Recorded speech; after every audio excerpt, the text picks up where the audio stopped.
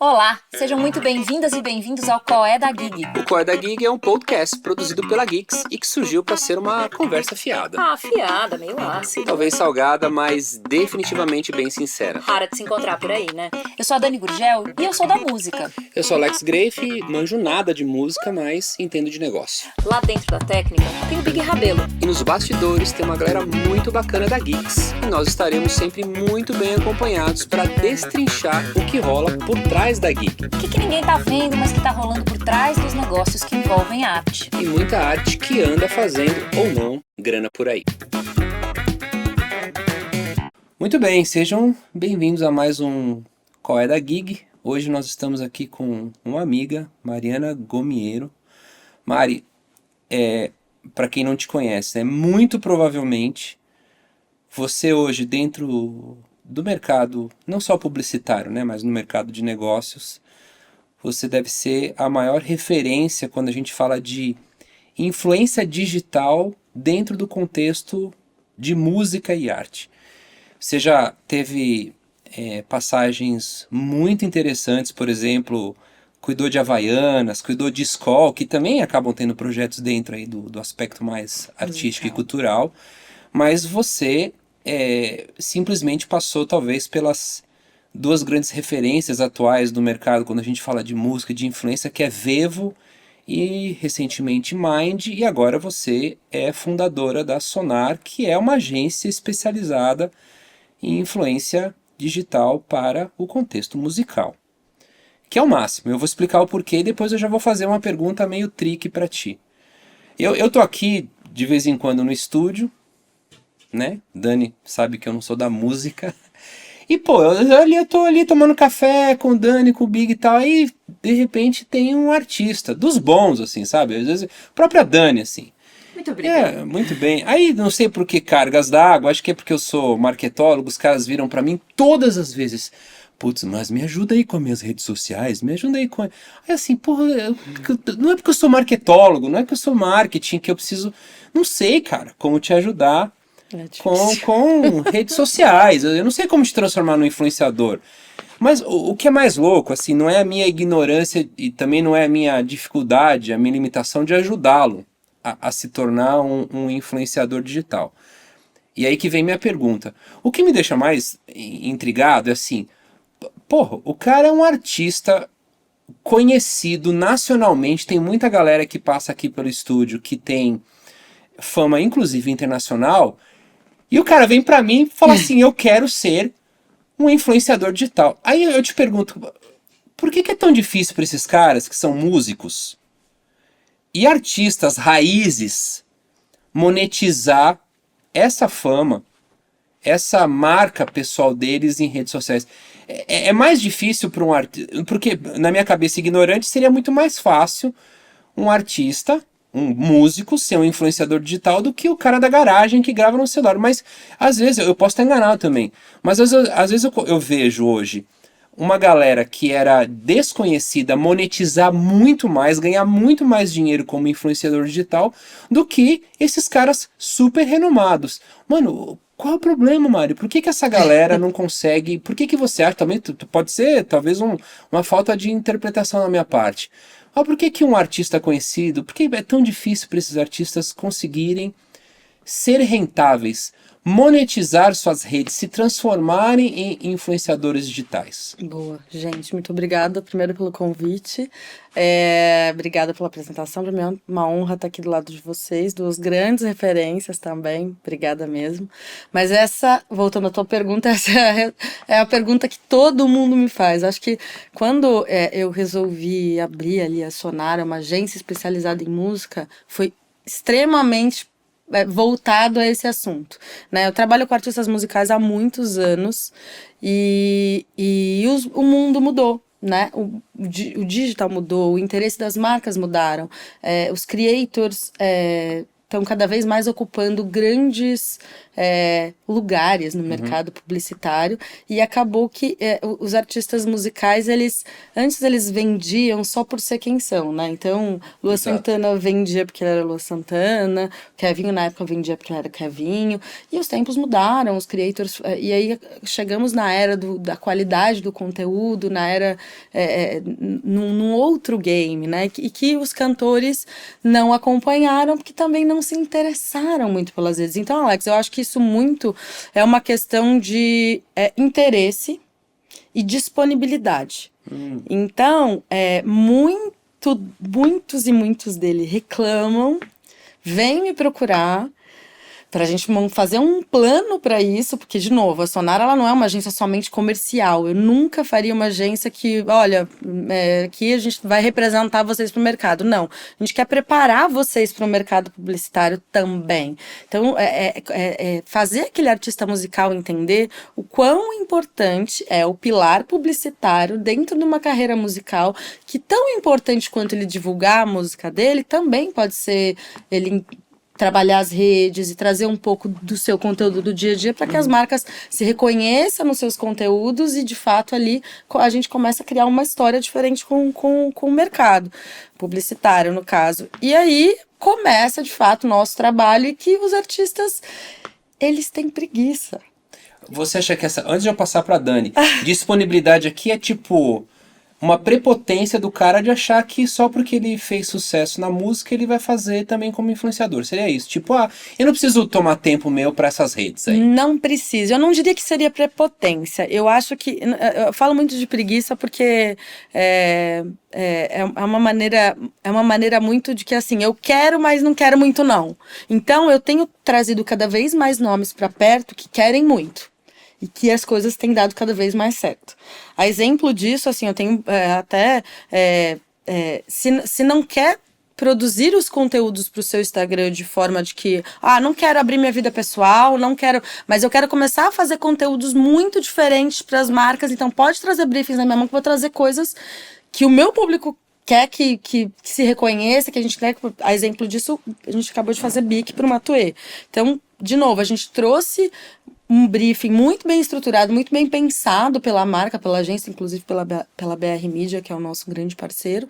Então, e aí a gente transformou dentro do universo do artista, junto com a equipe do artista, o plano para entregar a mensagem para a marca. Então, isso também é entregar um conteúdo com extrema qualidade para a marca. Não é só não é só esse modo operante. Os artistas muito bem consolidados, eles estão acostumados a ir palco, show, casa. Palco, show, casa. Gravar, fazer os álbuns, fazer os camps musicais, mas a parte digital tá muito fora do dia a dia. Então, a gente vem inserindo com alguns artistas essa parte digital para que eles sejam desenvolvidos melhor pro mercado publicitário. Dani, tu é preguiçosa. Sou preguiçosa. Quando você fala comigo, aí é isso. Nada a ver. Pois Eu acho que não tá nem aí pra mim e eu falo ok. O tempo todo. Mari, o que você procura num artista na hora de... Acho que tem os dois lados, assim. Tem o que você procura num artista na hora de selecionar e o que você tenta construir com o artista quando você pega um artista e fala, esse artista pode dar. Agora, antes de você ter a marca. Então, porque é fácil a gente imaginar, então já tenho a marca, já tenho o artista, não é fácil de fazer, né? Mas é fácil da gente imaginar com uma cabeça de publicitária o que você vai tentar montar ali. Claro que tem um monte de estratégia pra gente entrar. Uhum. Mas antes disso, então, quando você vai escolher que artista você vai colocar no seu portfólio, ou um artista que já esteja andando de algum jeito, ou o artista que você fala, esse artista tem potencial, então eu vou incentivar esse artista a construir isso aqui para eu poder oferecer esse artista para a marca. Porque a gente sabe, por exemplo, acho que tá super claro que um fonograma maravilhoso não é um post maravilhoso. Um post maravilhoso está longe de ser um fonograma maravilhoso. São duas áreas de atuação bem diferentes, né? Que talvez sejam complementares ali para o artista. Ele vai chamar, talvez ele chame gente para o show com um post, talvez não, né? Talvez ele pegue um público que seja totalmente diferente do público que vai no show. Sim. Mas o que você procura? Na hora de você montar o seu casting, o que você procura no artista? Como é que você seleciona? Que competências ali que aquele artista tem que ter ou já prontas ou que você vai desenvolver com ele? Acho que tem 2 casos, né? Para mim, o principal deles é, sem conhecer o artista, é entender o posicionamento desse artista. De novo, as marcas cada vez mais querem estar inseridas em histórias e nem tanto do quão aquele artista tem de números, o quão ele tem de fãs. Então, é entender o posicionamento daquele artista. Se ele está apoiando alguma causa, se ele apoia algum posicionamento, se ele conversa com uma comunidade muito forte através da sua música, se, enfim, se tem aquela parte visual bacana que a gente pode explorar, se de fato ali ele também cria conteúdos bem diferentes, que fala, poxa, olha que diferente, ele está se preocupando com a qualidade do que você põe no seu perfil, se não tem grandes polêmicas envolvidas, se é um artista que também a gente consegue fazer aquele safe com as marcas e dizer, ó, esse artista é desse perfil, até aqui eu acho que a gente também consegue controlar um pouco que tipo de conteúdo entregar, né, para as marcas. E aí, depois disso, eu acho que o principal é a primeira conversa, que para mim não tem preço. A disponibilidade desse artista em querer trabalhar no mercado publicitário. Porque eu já tive muitos sonhos de trabalhar com nomes específicos e que este nome específico ele não estava afim de entregar. Ele realmente, o fascínio dele era o palco, era música, era o camping musical. E que isso também é incrível. Eu acho que é muito ruim o papel da gente querer impor que ele faça algum tipo de trabalho que ele não se identifica, que aquilo seja um sofrimento, aquilo tem que ser um prazer também para eles. Então também existem muitos nomes no mercado que é um prazer trabalhar com o mercado publicitário. E eu acho que são esses nomes que devem fazer parte do cast. Temos grandes nomes da música aí que são incríveis no palco, e que eu sei que não tem como eles terem uma disponibilidade, tanto de agenda quanto de gosto, como aquilo não faz feliz, ou como não é rentável o suficiente para eles. Tem artistas sertanejos, por exemplo, que são extremamente rentáveis no seu projeto de palco musical e que para eles não faz muito sentido fazer projetos publicitários, quanto outros faz muito sentido fazer projetos publicitários, e o palco é só ali a base principal da carreira, mas que também querem trabalhar. Então ele tem que querer. Basicamente tem que querer, tem que juntar as duas coisas, a nossa visão e a vontade. Ô, Você Mari, levantou uma coisa, posso só puxar, deve. um Por negócio favor. antes de devolver pro Alex? Que você falou uma coisa que eu achei muito interessante, porque uma barreira que a gente tem visto bastante é do cliente colocando os artistas ali numa medida quase fálica de poder ali, em quantidade de seguidores. E você falou da história, de às vezes não tá ali. Como Não. que isso tá? Aí, acho que com certeza para você já deixou claro que não tá, né? Você não tá medindo o artista só pela quantidade de seguidor, até porque sem a qualidade daquele dado de saber quem é o seguidor, aquilo não quer dizer nada. Não mesmo. Mas como é que você leva isso com o cliente? Como é que o cliente está chegando em você? O cliente está chegando em você ainda muito enviesado? Eu ouvi esses dias assim, não acredito que a Madonna tem menos seguidores que a Beyoncé. Eu falei, óbvio. Mas achando que aquilo era uma medida de relevância da artista. Mas como, né? Tipo, bananas e maçãs, assim. Isso aí. Bananas e brócolis, quase, assim. Então... Eu acho que assim, os clientes chegam sempre mais focados, quero isso, mas a gente, eu venho cada vez mais me colocando no mercado como uma consultora mesmo.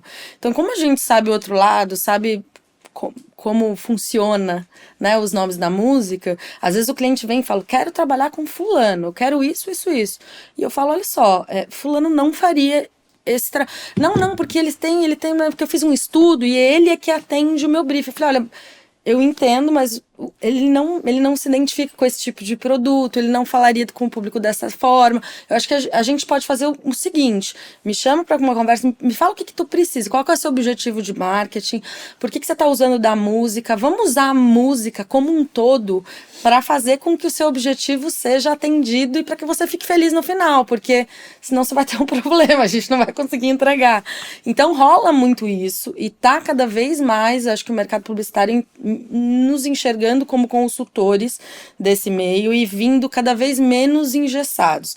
Também, enfim, você vê prova disso, né? Até a gente trouxe um case agora de Agnes Nunes, que é para Nescafé. Nescafé queria fazer um reposicionamento da marca, um posicionamento mais jovem, trouxe outros nomes para a mesa e eu falei assim, gente, mas por que não Agnes? Daí eu trouxe ali um estudo e aí eles se apaixonaram e ela também apaixonou, porque é consumidora da marca. Então, assim, o que eu posso te trazer? Eu posso te trazer uma pessoa apaixonada pela tua marca, que tem um público enorme, que vai te trazer uma identificação feroz, muito mais do que o que você vê, de repente, com um estudo de número. Eu tô falando de conteúdo, né? Eu tô falando de essência. E aí a gente entra numa outra conversa que funciona muito mais. Consequentemente, esse artista vai se envolver melhor com a sua marca, vira e mexe, enfim, a Agnes fica o tempo todo tomando café ali, e não é porque ela consome o produto, é a verdade dela. Então, cada vez mais um público jovem tem falado da marca, tem mexido nos ponteiros. Então, é um pouco sobre isso. Eu tô trazendo exemplos, é só para aterrizar, assim, a conversa do que acontece normalmente no nosso dia a dia. Ô Mari, eu vou aproveitar aqui, eu tenho várias perguntas loucas aqui, mas eu vou pegar uma que tava lá embaixo, porque o storytelling exige.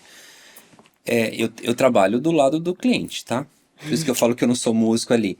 Mas, putz, eu quando vou contratar um influenciador digital, e eu sei que daqui a pouco a gente vai falar um pouquinho sobre as polêmicas envolvendo os influenciadores. Mano, eu quero resultado, caceta. Eu quero business. E aí, a minha pergunta é o seguinte. Primeiro, o que mais as empresas têm exigido de você de resultado? Eu quero que você seja transparente. Por mais que você saiba que aquela exigência não vai ser cumprida, o que a galera pede para você? Olha, eu quero esse resultado. E como você mensura isso? Por exemplo, existe uma forma de mensurar, de trazer? Porque não é mais seguidor, isso a gente sabe, né? E também não é mais like. Esse negócio é passado, tipo, é até old school falar disso aí. Põe mídia aí pra rodar. Exatamente, então joga mídia. Mídia tá à nossa disposição para isso, que é incrível. Mas assim, como eu sei que meus amigos são tudo ignorantes, né, galera, eu sei disso, marketing, né, se tem um ego pior que de artista é de marketólogo. A gente pode ficar numa discussão interna aqui, mas o que o pessoal tem pedido, assim, olha, esse é o resultado que é o que eles mais pedem.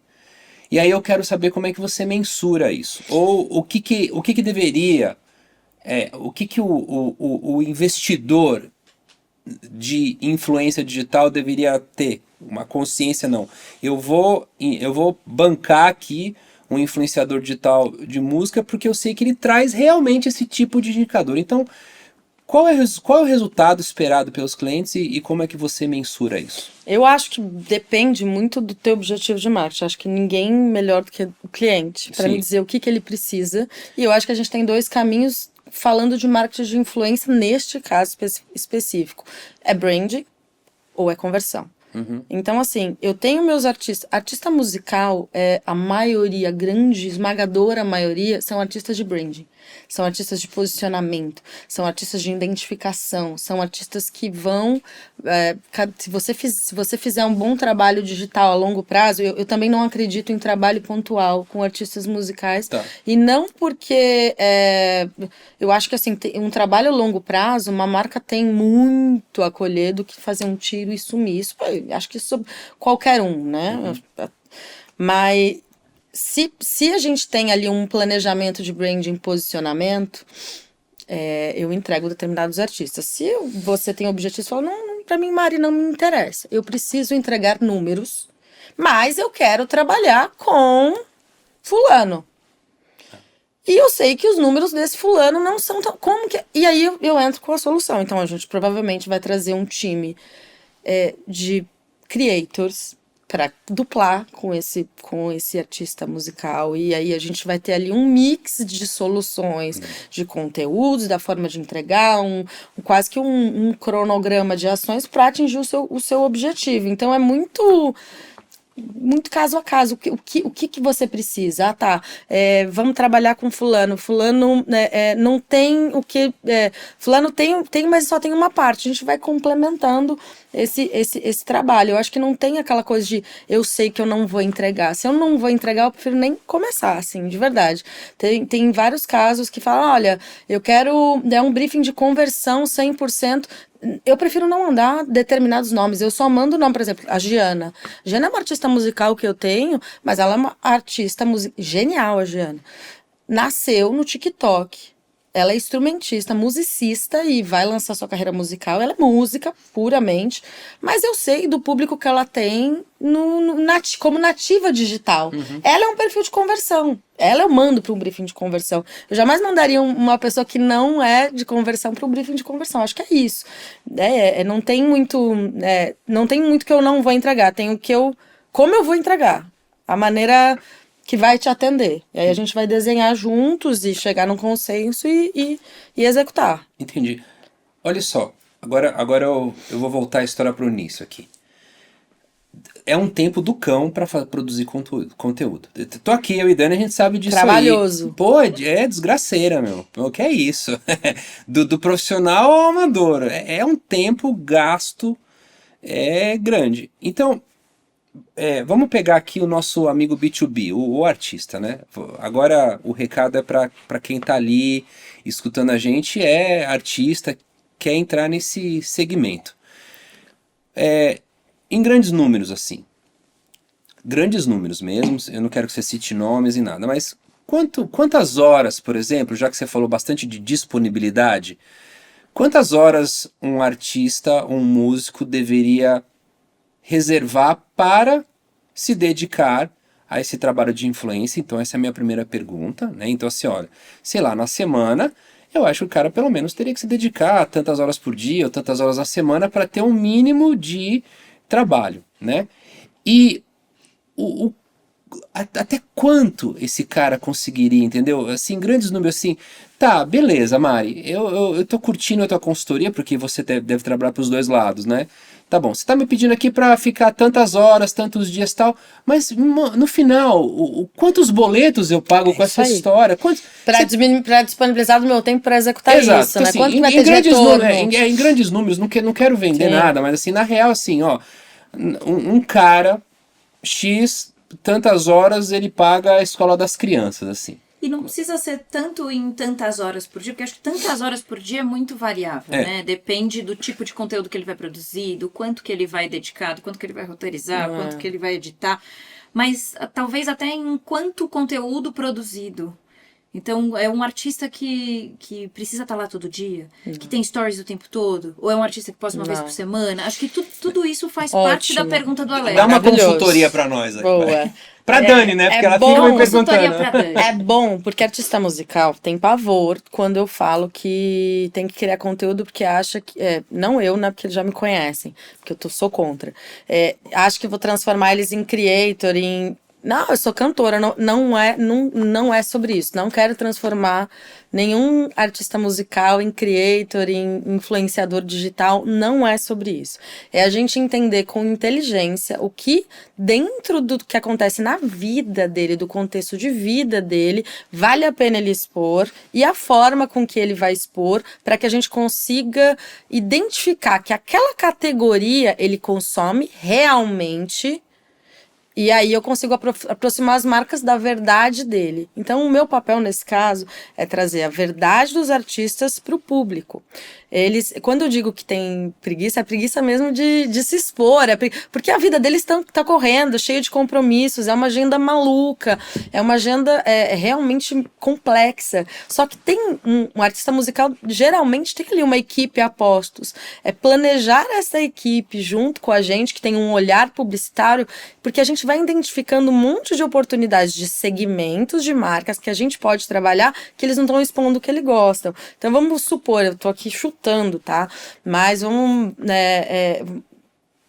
uma dupla sertaneja faz camp musical uma vez por mês e a coisa que eles mais gostam de fazer é se reunir e tomar vinho. Não vou falar em cerveja porque é óbvio, mas vamos tomar um vinho X, ou vai tomar um licor X, ou porque gosta do chocolate tal, ou porque faz tal coisa, ou porque usa o moletom confortável, sempre o mesmo moletom. Então, dentro desses contextos que já existem dentro desses artistas, existe um universo de consumo deles mesmos e que nunca é explorado e nunca é exposto e tá acontecendo.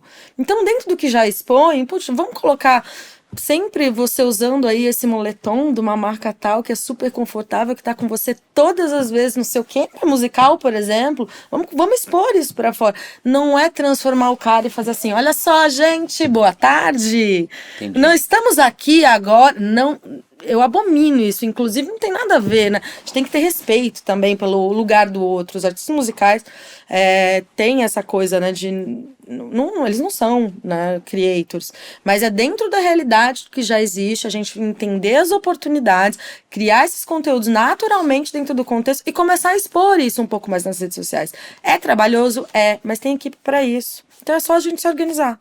Isso é um indicador interessante. Você já está falando de um nível de artista que tem equipe para isso, né? Então a gente já tem uma cauda longa ali do artista que faz tudo sozinho, que já rodou, né? É que não tem uma hora... o que você está dizendo assim, é que não tem uma quantidade de horas. É assim, esse artista tem que chegar num patamar onde vai ter alguém para ajudar ele durante o always on dele, da agenda dele, que vai ficar captando essas imagens, por exemplo. Dentro do contexto que a gente combinou, porque isso é um planejamento, Entendi. Não pode ser aleatório. Mari, quanto um cara desses ganha? Assim, antes de você fazer a pergunta, rolam os boletos aí? Eu acho que dá, assim, para um artista bem sucedido na publicidade, um artista musical, que tem ali uma base boa de fãs, que tem um conteúdo adequado, que rode bem, que tem um bom posicionamento, dá para você faturar, assim... milhões, assim, não... Dani, olha só. E aí, vou antes, faz de conta que eu sou o prospect do artista, por exemplo. Não, e milhões mês depende, né? Mas acho que... Milhões dia. Jogador de futebol. Não é assim, não. Mas eu acho que é uma fonte de receita de quem realmente levar a sério muito importante, muito relevante. Sim. E aí eu quero saber, o artista... Porque o artista que vai fazer isso, ele já estava num patamar, para começar, né? Então ele já estava em algum lugar, ele já tinha uma base de seguidores, ele já tinha uma linguagem, ele já tinha uma história. O artista começou a fazer isso porque já pintou o contrato da marca, né? O artista não vai falar, já tô com um contrato com o anunciante XYZ, então eu preciso bolar minha narrativa pra semana que vem. Ele não vai de repente fazer assim, né? De repente eu virei uma agência e eu vou montar a minha narrativa. O artista que chega ali, e aí faz de conta que esse artista quer criar uma narrativa, ele quer montar, ele quer se preparar para poder chegar nesse... Pensa o artista que está... chegando. O artista que está ouvindo a gente agora e está pensando, isso seria legal. O que eu vou fazer? Vou criar minha narrativa. Mas para ele criar a narrativa dele, esse artista vai ter que despender um tempão criando essa narrativa, se dedicando a isso. E fazendo aquele conteúdo. Esse vai fazer o jogo duplo. Se ele quiser montar uma equipe, por exemplo, que tipo de equipe ele precisava ter para isso? Qual que é o mínimo viável aí? Faz de conta que é um artista simples. Eu tenho alguns desses dentro de casa e que eu aposto muito neles. São artistas que são bons, que estão começando na cena, que inclusive tem grandes empresários envolvidos atrás, porque assim, tem um grande potencial, e é justamente também esse trabalho que eu faço com alguns deles. A gente não consegue atender tantos, porque também o nosso projeto é um projeto muito focado no desenvolvimento. Se começar a trazer muita gente dentro de casa, a gente não consegue dar atenção, mas o que a gente tem dentro de casa é justamente assim, são artistas que são incríveis musicalmente, que tem ali uma estrutura bem reduzida, vamos dizer, então eles estão ali batalhando, e aí a gente faz todo esse planejamento de conteúdo para ele,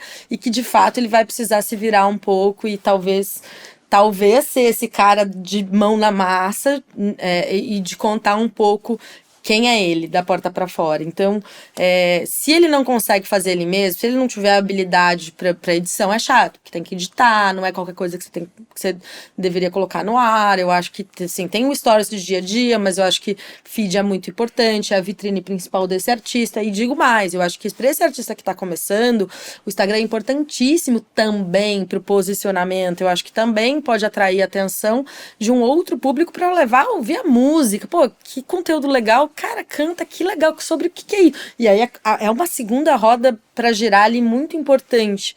uma ferramenta de trabalho, de fato. E eu acho que, assim, é investir se você não faz sozinho, investir num videomaker. Um cara. Um cara te resolve, você se resolve com style e make, se vira quando a mulher e faz o cabelo, mulher se vira, eu acho que é isso. E um cara te resolve a vida e digo que, assim, você se dedicar, eu sei do tempo desses artistas musicais, mas se você dedicar na sua agenda, tal dia, tal horário, eu vou separar 5 roupas e eu vou fazer determinados conteúdos que já são do meu dia a dia, então eu treino todo dia. Treino, treinar, não consigo gravar todo dia. Então você faz uns conteúdos de treino, deixa guardado pro dia que você não pode, tá ali pra sempre. Mas é a tua verdade, você não tá inventando, você só tá ali criando conteúdos diferentes, de repente pra você soltar depois. Mas o que mais faz no seu dia a dia? Quem é você? Planeja esses conteúdos, Uhum. separa um dia, separa 6 horas, separa 3 horas por semana. Entendi. Assim, e faz esses conteúdos que, assim, se você separar 1 hora de um videomaker, você vai ter conteúdo pra caramba. E aí você usa daqueles conteúdos da forma que você, né, que for mais conveniente no seu tempo. Eu não tenho essa de tem que ficar postando toda hora. Não é sobre isso, é sobre o que postar. Entendi. Tem uma rede. Desculpa. Não. Tem uma rede, vou aproveitar que eu ensejo, depois eu passo bola pra Dani. Mas você falou do Instagram. Eu não sei. Hoje o TikTok é meio que a rede meio must, assim, ó. You must be there, entendeu? Se você tivesse que ranquear, né? Até porque, assim, é difícil. Cada rede social que você abre é uma empresa ali que você tem que ficar gerenciando, né? Até porque, assim, de rede para rede muda não só o formato, a minutagem e, às vezes, até o público, né? Mas se você tivesse que escolher, nem sei se é possível isso, mas um músico, cara, você só tem tempo para fazer para uma rede. Qual hoje é a rede? Que pergunta difícil. Aí, ó, coloquei ela numa encruzilhada, tá bom. Difícil, eu vou te explicar por quê. Porque eu acho que o TikTok, ele, sem dúvida nenhuma, é a rede que mais cresce. E a gente quase que não tem um briefing dentro de casa que não mencione O TikTok. o TikTok. E o TikTok, ele tem um orgânico muito mais agressivo, né, do que o Instagram. A entrega, que eu digo, de números. Então, eu acho que o TikTok, ele entra mais como um orgânico de números. Então, é muito mais... menos a qualidade do conteúdo e mais quanto, de fato, as pessoas estão interagindo com o seu conteúdo. Entendi. Quão forte você é no TikTok é pelos números. Não é se o seu conteúdo é lindíssimo, se tá... dá pra identificar, óbvio, ali vai pro humor, ali vai pra quem que tá ali... Você tem uma linha, não pode ser muito aleatório. Você precisa ter um posicionamento sobre qualquer coisa que você faça. Mas tem que ter ali uma linha. O TikTok é número. E já o Instagram é uma vitrine. Não que você não precise ter números, mas é uma vitrine muito importante. Se eu tivesse que apostar para os artistas... difícil eu ia falar musical, música, o TikTok também bomba. Uma pena que aconteceu esse problema com as gravadoras, que tá cada vez mais difícil. Mas não sei, acho que qualquer coisa que eu responderia aqui poderia me arrepender. Eu acho que tem que ser os dois e pronto, e acabou. Entendi. Porque eu acho que hoje um não parece, vive muito sem o outro. Um me parece muito voltado para notoriedade, possivelmente engajamento, se você tiver um conteúdo ou um projeto onde exige, né, que a interatividade de um prospect seja mensurada, e o outro, no caso do Instagram, me parece mais voltado para posicionamento e imagem. É isso. Você queria Olha falar... que interessante, você falou notoriedade e eu tô crente que você tá falando do Instagram. E aí, de repente... Mas o Instagram era outra coisa. Porque eu vejo o Instagram como exatamente uma coisa eu vejo notoriedade dentro da vitrine ali. No artista, construir a sua narrativa, a sua história. Que puxa exatamente o que eu ia perguntar. Ainda bem que o Alex já mandou essa da plataforma antes, porque o que eu ia te perguntar, eu vou botar mais uma gama de plataformas ali, as plataformas de streaming, ou YouTube, que às vezes tem um conteúdo mais musical ali. Como você acha que a narrativa que o artista cria, que vai dialogar com as marcas, em comparação com a narrativa que ele cria com a música, às vezes elas são duas coisas separadas, às vezes elas são duas coisas conectadas. Quanto que elas se conectam, quanto que uma pode ajudar a outra. Então, às vezes, tem artista que quer fazer publicidade para pagar um boleto e, no fim das contas, ganhar notoriedade, mais coisa. Acho que a publicidade vai trazer mais seguidores e mais views e mais coisa que, de repente, você chama aquela pessoa para o show. Talvez não, né? Como que essas duas coisas se relacionam? Você vê elas se conectarem ou você vê como... A música tá lá, o artista faz o seu lado musical e eu não interajo com isso aqui, eu interajo com o outro lado. Esse é o meu sonho. Eu ainda não cheguei lá, mas eu vou chegar, por favor. Eu sonho que esses universos estejam aqui, ó. É difícil ainda, eu acho que tem sim um caminho paralelo.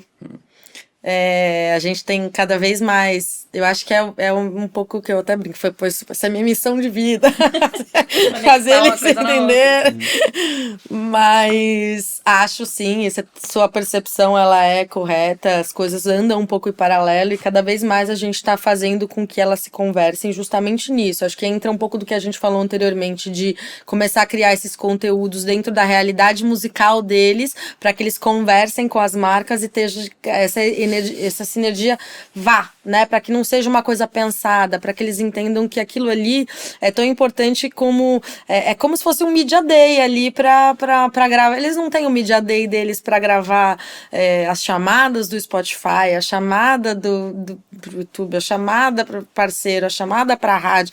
Eles levam aquilo com uma seriedade muito grande. Então é isso que eu quero trabalhar, né? É que, vamos fazer um Media Day da publicidade, vamos fazer um Media Day da gente colocando as coisas no mesmo contexto. E eu acho que os artistas que estão com esse olhar tem um diferencial muito grande pela frente. Eu acho que os artistas que estão nascendo e chegando agora, eles estão nascendo mais 360, eles já estão nascendo entendendo a importância das redes sociais e como essas coisas são a mesma coisa, né, eles se conversam. E além da geração, você vê uma diferença entre gêneros musicais, assim, esse gênero musical o pessoal evita mais, esse gênero musical o pessoal topa mais publicidade, você vê alguma... Tem um hoje que bomba? Tipo, uma vez, acho que a gente entrevistou, acho que não me lembro agora, acho que foi... Talma, que acho que uma das pautas era, a gente tava numa conversa, às vezes eu fico, né, na dúvida em qual gênero eu poderia escolher para bombar mais nas redes sociais. Existe isso? Olha, eu não sei se existe isso, eu acho que de novo é posicionamento, é a persona hoje em dia. Eu acho que antigamente a gente tinha muito mais dificuldade de trabalhar com alguns gêneros. Sou prova disso, porque há muitos anos eu trabalhei com funk, então nos últimos 10 anos eu fiquei à frente do trabalho de quase todos os nomes do funk de São Paulo. Eu que estava ali negociando, porque eu escolhi esse território, porque eu não entendia porque que as marcas não estavam ali, conversando com aquelas pessoas, entendendo como funciona o movimento, as comunidades, como aquela molecada prospera e que esse preconceito do olhar de dizer, nossa, o funk não vou trabalhar porque tem alguma ligação, enfim, que não combina. Não, gente, tem problemas como tem qualquer gênero musical, qualquer coisa que você trabalhe. Então, eu acho que hoje essa quebra de preconceitos vem caindo, as marcas vêm trabalhando cada vez mais com todos os gêneros musicais. Tem uns que são um pouquinho mais difíceis, pagode a gente ainda acho que tem uns tabus ainda também para quebrar. Cada vez mais o Thiaguinho aí vem mostrando Mumuzinho, né? Vem mostrando o quão relevantes são para o mercado publicitário e aí vem puxando essa galera que vem atrás. Acho que o pop acaba sendo mais... Eu acho que o pop, aí é uma opinião pessoal. Eu acho que o pop, às vezes, se destaca no mercado publicitário por gosto pessoal de quem está sentado nas cadeiras de marketing. Oh, yes. Porque nada se justifica pra mim. Olha só. Você deve tomar... Deixa eu falar, você toma muito calmante, né? Porque assim, eu tô aqui não pensando... Porque eu falo, Não é só isso, não, tem mais coisa por aí incrível. Mas você deve tomar Não calmante. pode ser sempre os mesmos, não é possível. Mas Senão... tem uma coisa do cliente já chegar com quem... Sim, a gente endossa o que tem que endossar e também entrega mais ferramentas para ele entender o todo. Mas como é que você lida com esse ego? Porque, olha só, né? É meio sadomasoquista, né? Às vezes eu fico aqui, né, no estúdio, aí eu fico escutando só os papos, falo, gente do céu, meu Deus, o ego tá lá em cima, não sei, minha artista, né, tem essa coisa do ego, que eu sou um cara mais pragmático, minha cultura é muito corporativa, e eu falava, mano, se tivesse uma reunião dessa, acho que meu presidente saía e, tipo, puta que pariu, não aguento mais esse cara, não sei o quê. Só que o outro lado também é muito foda, porque assim, meu, ego publicitário, ego de marketólogo, assim, atrapalha esse treco, meu, porque assim, de um lado você tem o ego do artista, e do outro lado você tem o ego de quem acha que sabe tudo, top-down, assim, né?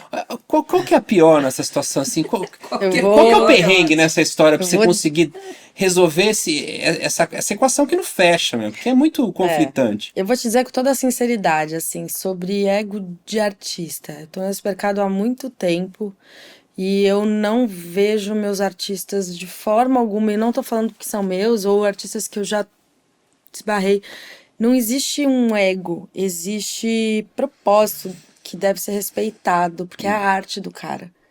Então, assim, eu acho que às vezes o mercado publicitário ou outros mercados podem enxergar alguns nomes como um ego na lua, mas eles precisam entender o propósito daquela pessoa, por que ele é como é, e se realmente você quer... Se você se identifica de fato com ele, ou você quer que ele faça o que você quer que ele faça. Entendi. Ele é um artista, ele precisa ser respeitado, ele tem o propósito dele, ele tem o porquê dele estar ali onde ele está.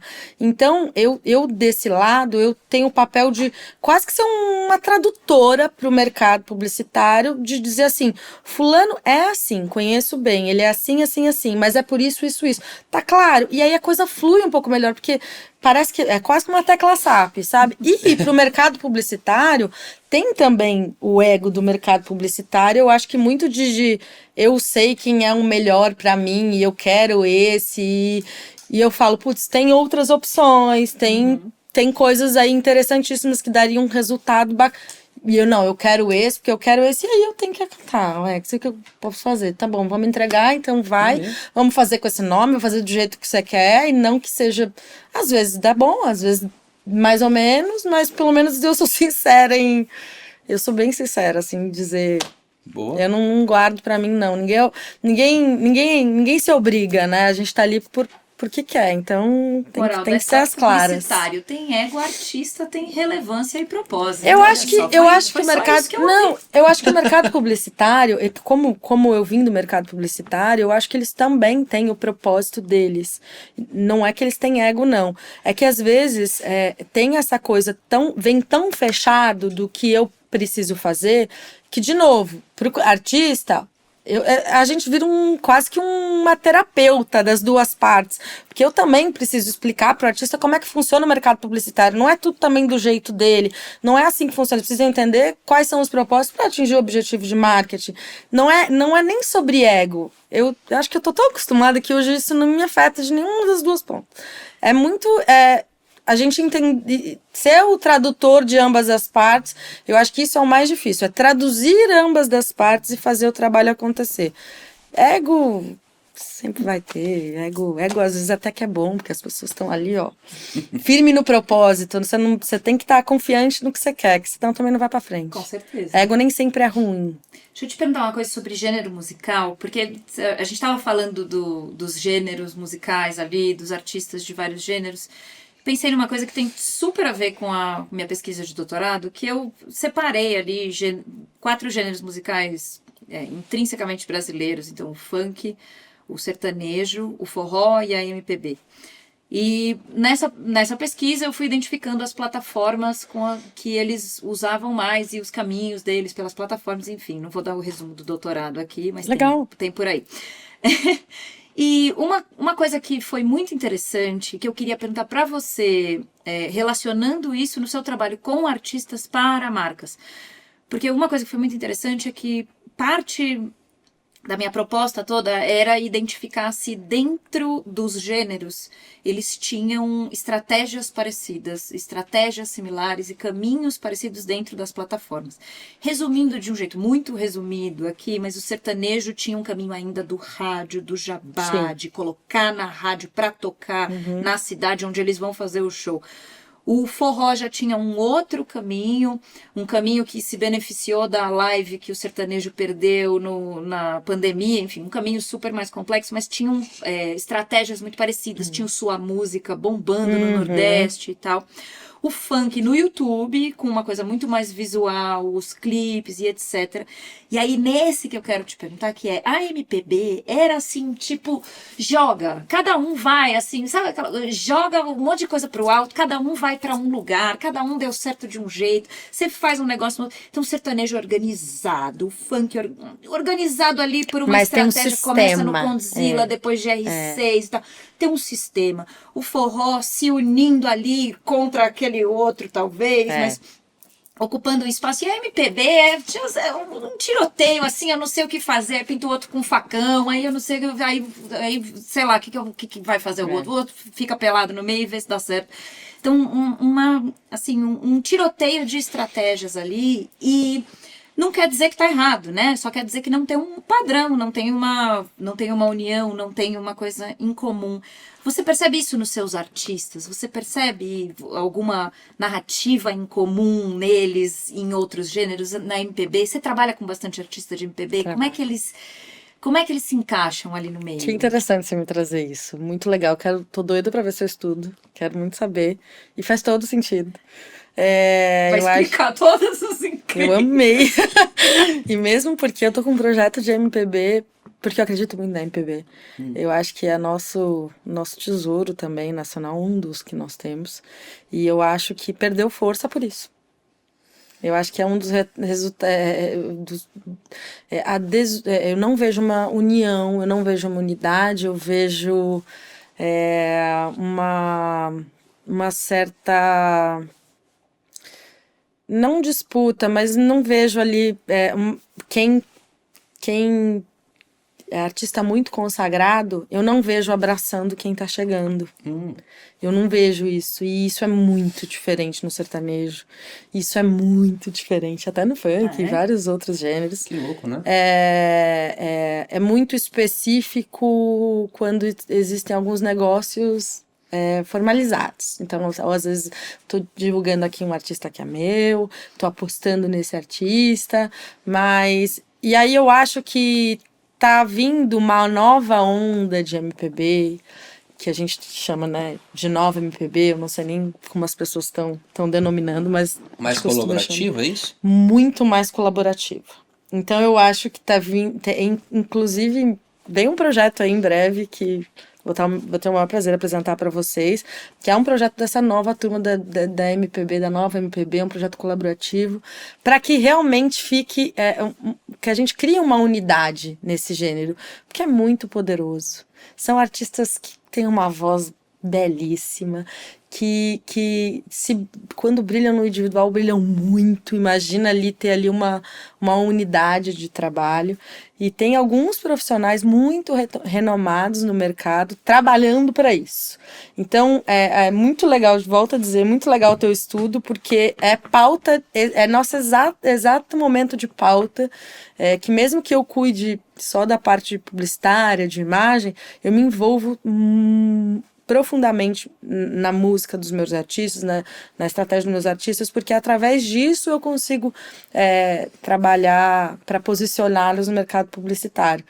Então é isso, eu espero que daqui a um ano a gente tenha essa conversa e fala, cara, olha que legal, já sinto uma mudança no mercado, tem determinados movimentos de divulgação de artistas que eles estão ali na mesma linha, unidos e que... Porque realmente é muito difícil. É diferente, Dani. Cada um tem... Em 2007 eu fiz meu primeiro projeto de unir compositores de MPB, que era o projeto de novos compositores, que a gente fez disco, a gente fez show, tá lá o cartaz do Auditório Ibirapuera. A gente juntou 5 a seco quando eles eram 3, assim, sabe? Que legal. Mas unir os artistas em busca de uma coisa em comum, a MPB tem essa... Tem, mas eu tô essa com uma galera coisa disposta agora, eu hein? quero ver, tô empolgada. Estamos no time dos dispostos. Ô Mário, vamos mudar um pouco aqui agora o contexto. Vamos pro Dark Side of the Moon aqui. Tá rolando vamos chamar assim, um movimento não muito agradável para os influenciadores, não só dentro do mercado publicitário, corporativo, mas também na sociedade de uma forma geral, proveniente de um monte de cagada, né? Então, assim, os influenciadores digitais estão ali sendo muito, muito criticados. Existe uma corrente muito forte, né? Que abomina essa história de influência, né? E claramente o fato de muitos deles estarem atuando de uma forma, inclusive também pejorativa, do ponto de vista de saúde, de sociedade, isso também não colabora em nada, né? E também, do lado de quem está bancando e investindo nesses artistas, não me parece que eles também saibam passar, inclusive, um briefing adequado para toda essa situação. A gente teve vários casos, não vou citar nomes aqui, nem de agência, nem de situações que tem até casos de polícia e assim por diante. Vamos lá, o que não é de bom tom mais hoje? Se você tivesse que falar, galera, não vai rolar mais isso aí, entendeu? Se você tivesse que dizer para o influenciador ou para o creator, que são duas entidades distintas, né, em termos de como é que eles criam conteúdo e divulgam, Sim. e para a empresa, o que você, dentro dessa discussão, né, porque parece que estão querendo colocar o influenciador digital agora como o inimigo público número 1, né, de várias situações, mas sei lá, talvez esse seja um movimento que você não vai conseguir frear, né. Mas o que você falaria? Gente, galera, não, vai dar merda isso aí. Não faz não, que vai dar ruim. Vai dar ruim. Eu acho que a gente está numa onda muito... estamos todos saturados, né? Da forma com que as pessoas entregam conteúdo, realmente está contribuindo para a saúde das pessoas mental no lixo. Então, eu acho que cada vez mais, pelo menos os meus, perto de nos próximos, eu quero trazer cada vez mais conteúdos naturais, leves e que eles mostrem quem eles realmente são. Então, inclusive, existe ali uma tendência muito grande do nosso time, de modo geral, de tirar um pouco essa coisa glamurosa do que tem que ser filtro, superproduções, a vida real como ela também tem problemas, trazer o público um pouco mais para perto, não se associar a marcas que não são regulamentadas, não indicar produtos que você realmente não confie, não dizer que tal coisa faz super bem para a pele, você nem sequer testou o produto, então isso também a gente não admite que aconteça, então qualquer coisa que seja divulgada tem que ter extrema responsabilidade. Eu acho que é um jogo psicológico também para essas pessoas que são muito novas. E agora falando mais dos creators, os cantores eu acho que tem uma estrutura... eles aprendem na raça, né? Porque é um turbilhão de coisas e eu acho que as redes sociais, eles acabam até se fechando para não ser uma consequência, mais uma emocional de ter que lidar com alguma situação. Mas eu acho que os creators, eles estão cada vez mais ali procurando ajuda, porque também para eles é uma situação de tipo, cara, eu tenho uma galera que tá ali me ouvindo e eu preciso usar essa oratória também com responsabilidade.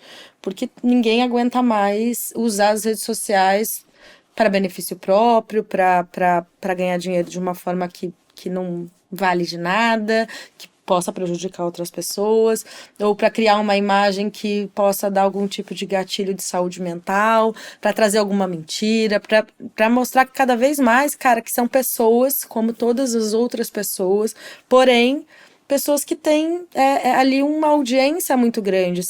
Às vezes, as pessoas com grandes audiências para o público final são intocáveis, e eles, por muito tempo, ficaram nesse lugar intocável. Então, tá rolando esse movimento de aproximação, de tirar tirar esse viés de fantasia, de as pessoas querem ver coisas bonitas. Não, as pessoas querem ver cada vez mais coisas reais. As pessoas estão saturadas. Eu acho que é esse movimento mais que a gente quer pregar no dia a dia, e é isso, inclusive, que as marcas estão procurando. Elas estão querendo meio que se afastar dessas coisas muito plastificadas. Pessoas, estamos numa boa tendência de pessoas reais. Espero que siga. Assim, tem uma coisa interessante também, né? Agora falando aqui do meu lado, a partir do momento que você aceita essa realidade, é aí que eu acho que deveria ter uma modificação importante dentro do briefing das empresas. Você também tem que assumir o risco de que, cara, a vida real tá aí. E aí, assim, o influenciador vai dar ruinzinho, como dá ruim na tua vida. E você tem que monitorar essa possibilidade de crise, né? Porque também, se nós vamos falar sobre verdades, né? Então a gente vai ter menos controle. Essa é a real. E aí, eu acho que o risco tem que valer a pena, né? O que não dá hoje, que eu acho que, inclusive, é a grande discussão para quem trabalha muito com performance, com resultado, é querer impor um briefing goela abaixo de alguém que não tem aquela verdade. E aí é pior, porque fica ruim, né? Fica chato. É isso. Quem entregou isso muito bem, um exemplo muito bom, que eu sempre dou, nunca trabalhei com ela, é a Vitube. Eu acho que ela conseguiu entregar com muita sutileza essa virada de chave da maternidade, essa coisa. Tinha muitos perfis que faziam a mesma coisa que ela, só que ela é muito grande e, obviamente, quando ela fez, chamou muito a atenção dessa coisa de mostrar celulite, de mostrar que a maternidade é difícil, de mostrar... Tem podcast sobre isso também, de outras atrizes mostrando quão difícil é, ou questões de maternidade, questão de corpo, questão de mulher. Acho que mulher pega mais, porque a sociedade trabalhou tanto na imagem de mulher perfeita, as pessoas se adoeceram tanto, que eu acho que agora a gente está na onda do oposto, de entregar a vida real, quanto mais melhor, e eu acho que é essa onda aí que as marcas também querem ver. Sim. Que é a verdade das pessoas, no fim das contas. Mari, com muita dor no coração, eu te faço a nossa última pergunta, porque eu queria ficar, assim, fazendo 3 episódios aqui na sequência, porque a gente fez 1/3 do que a gente tinha marcado pra te perguntar. Tudo bem. Falei muito. Não, nós que perguntamos muito. Um monte de coisa que não tava no roteiro. É porque a Dani fica me perguntando tanto como se... Eu falei, tá aqui, ó, agora toma aula. E eu não vou ficar explicando pra você como, pronto. Muito bom, muito bom. A gente tem a nossa pergunta clássica de final aqui, que é: qual foi o maior desastre com o qual você aprendeu? Pode ser uma besteira que você fez. Trabalha com influência, vai ter um monte de desastre. Pode falar o pior aí. Pode ser uma besteira que outra pessoa fez também. Mas é aquele que gerou um aprendizado. Não é só, tipo, o momento mais sofrido da sua carreira, mas qual é o maior aprendizado que você trouxe de um desastre que se instaurou em algum projeto? Esse é um clássico. Vamos lá, eu não vou dizer, porque muita gente sabe disso do mercado, mas eu não vou dizer nomes, enfim. Sim, tem problema. Foi uma gravação, um projeto grande que eu fechei com um artista, faz muitos anos, com um artista musical, um moleque mais novo, enfim, que na época estava no auge. E aí eu alinhei tudo com o empresário, era um aplicativo de relacionamento, em que ele ia fazer um filme, e esse filme, eu nem lembro se era TV, acho que era um aplicativo que estava chegando no Brasil, super interessante o aplicativo, bacana, que hoje inclusive é um dos principais. E aí eu alinhei tudo com o empresário, gravação, todo mundo lá, nananã. E era aquele empresário de antigamente, que hoje não, graças a Deus, não tem mais. Mas era aquele empresário que colocava o artista tão numa redoma, de que ele decidia absolutamente tudo. E que nunca também havia um ponto, tipo assim, do artista falar, esse eu não vou fazer. Sabe aquele, eu tenho o controle da situação. Ele não tinha passado pro artista, e eu não tinha como saber, porque eu tratava tudo com o empresário, no caso dele, trabalhando muitos anos juntos. Ele não tinha passado o briefing pro artista, ele só falou, fechamos publicidade, tal dia, tal, não sei o que lá, é um aplicativo. O artista não sabia onde ele estava indo. Ele não sabia, e eu não sabia. E é um artista que eu já tô acostumada a trabalhar, Já tinha feito bastante coisa. Era um artista que dava trabalho, mas que, no fim das contas, entregava. Chegou lá, eu não tava, eu tava de férias. Nunca vou me esquecer disso. Por quê? E a equipe tava lá, eu tava de férias. E aí ele chegou, ele recebeu o briefing. E aí ele tava com uma namoradinha em off. E que tava apaixonadíssimo. E que ele não queria divulgar um aplicativo de namoro, porque ele ia em breve divulgar que ele tava namorando. Oh, yes. E ele chegou e era um briefing pra ele contracenar, tipo, como se ele estivesse num encontro. E ele simplesmente foi embora da gravação. E o cliente ficou lá com... E aí as pessoas me ligando, e aí... Assim, foi um desajuste terrível. O artista não poderia ter feito isso, nenhuma hipótese. O empresário não poderia ter feito isso, Diária nenhuma paga, hipótese. produtora paga. Você não tem noção do prejuízo que teve. Óbvio, o empresário pagou o prejuízo, porque o erro foi dele, mas o desgaste não volta, o filme também, o tempo também. Foi o maior nervoso que eu passei na minha vida inteira. Acho que eu não me lembro de... Eu achava que... que tava todo mundo me ligando ao mesmo tempo. Segure ele aqui. Eu falei, gente, como é que eu... Nada, ele sumiu, ele desligou o telefone porque ele sabia que em algum momento iam fazer ele gravar. Ele não avisou que ele tinha ido embora. Ele só falou pro produtor dele que aquilo não estava de acordo com o que ele imaginava que fosse e foi embora. Então, eu nunca mais, na minha vida, independente de quem seja, eu não bato um briefing com o artista antes, o empresário. Sem falar com o artista. Não, assim, eu respeito todos os meus amigos empresários, mas eu até conto essa história brincando. Olha que eu tinha um artista que... Então, ele tá de acordo? Então, assim, o briefing é muito antes, é ajuste do artista, Sina é o aqui, jeito... sangue. Isso é sangue, eu era bem mais nova também, então, assim... Tudo era sangue. Esse empresário, ele falava, não, esse aqui faz. A gente tava, sei lá, no 6º, 7º job juntos. E aconteceu isso. Então, assim, quase morri. É piada na empresa inteira até hoje. Falar, aquele ali, ó, vai embora da gravação e deixar todo mundo lá. Aprendizado pra você. Foi. Hoje a gente dá risada, artista, mas foi terrível. Artistas que estão assistindo também, para terem controle da sua narrativa, pra participarem, saberem pra o que vão fazer. Pra tudo. Me senti negligente, achando que tava com tudo na mão e não tava. Foi horrível, porque no fim das contas é a gente que tá na linha de frente, né? Então, no fim das nunca mais na minha vida isso passa Mari, perto de acontecer. Pra galera entrar em contato aí com a Sonar, né? Deve ter um monte de músico, artista que precisa de uma assessoria, de uma consultoria, legal. né? Site sonar. Alguma coisa? Cara, nosso site, ele tá... Acho que ele tá no ar com o nosso e-mail. Mas, gente, procurem o Instagram da Sonar. Da Sonar. Meu Instagram, Mariana Gomiero. Muita gente me escreve direto. Legal. Muita gente entra no meu Instagram, manda mensagem ali, a gente começa uma conversa. Alguns peço desculpa se um dia eu não respondi, eu não vi, porque eu descobri depois de muito tempo que tem um oculto, mensagens ocultas. Então, menina, eu também, é a mensagem da mensagem. Tem coisa que 2 anos atrás, eu falei, putz, o cara achou que eu esqueci. E fala assim, cara, essa não me Casa de responde, Ferreira, tá me ignorando. espeto de pau, mas eu nunca vi. Eu não vi. Aí depois de 2 anos eu fiquei com vergonha e eu falo, como é que eu respondo pra essa pessoa depois de 2 anos? Eu vou ficar quieta. Olha, desculpa, o Instagram escondeu sua mensagem por 2 anos. Mas agora eu desabilitei algumas coisas no meu perfil e agora vai. Então tem lá o e-mail da Sonar, tem Instagram, tem meu e-mail. Tô à super disposição aí.